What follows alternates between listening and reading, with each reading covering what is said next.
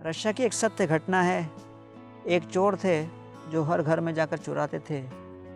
तो एक दिन वो जब किसी के घर में प्रवेश किए तो देखा कि कुछ चुराने लायक है नहीं।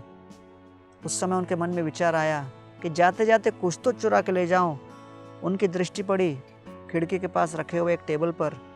उस टेबल के ऊपर एक किताब देखी। उस किताब को उठाकर वो चुरा के लेके गए। घर पे जाके देखा उस किताब के ऊपर बड़ा सुंदर चित्र बना हुआ है। एक योद्धा है, एक सारथी है, एक रथ है और घोड़े हैं।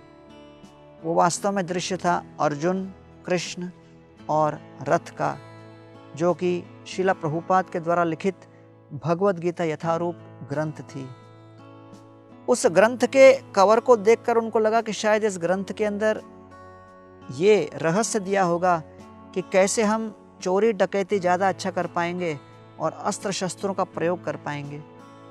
ऐसा विचार करके उन्होंने सोचा कि चलो हम इस ग्रंथ को पढ़ते हैं।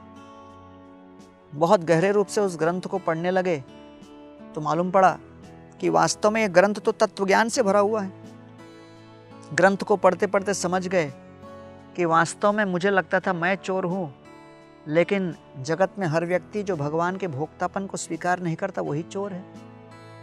इसलिए वो ग्रंथ पढ़ते पढ़ते जब पहले 7 दिन रात को जाते थे चोरी करने, अब 5 दिन जाने लगे, 3 दिन जाने लगे। धीरे धीरे उनका चरित्र सुधरने लगा। पत्नी के मन में संशय उत्पन्न हो गया। पत्नी पूछने लगी, अरे आजकल आप जाते नहीं, क्या बात है, कुछ परिवर्तन सा आ गया?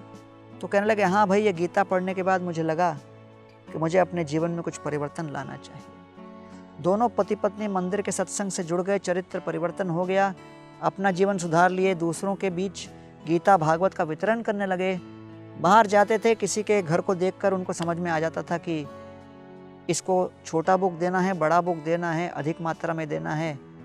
और उन्होंने अपने पहले के जितने गुण थे उसको इन ग्रंथों के वितरण में प्रयोग किया। इसीलिए भागवत में वर्णन आया है, परस्परानुकथनम पावनम भगवत यश मिथः रति मिथः तुष्टि निवृत्त मिथः आत्मनः। जब हम एक दूसरे के साथ इस आध्यात्मिक ग्रंथ का आदान प्रदान करते हैं तो इस आध्यात्मिक ग्रंथ के आदान प्रदान से हमारी चित्तवृत्ति शुद्ध होती है, परिवर्तित होती है। हमें चाहिए कि हम इस गीता और भागवत के ग्रंथ को अपने जीवन में उतारें और इसका वितरण दूसरों में करें, जिससे कि हम अपने हृदय का परिवर्तन कर लें और दूसरों के अंदर भी चरित्र परिवर्तन भली भांति कर सकें।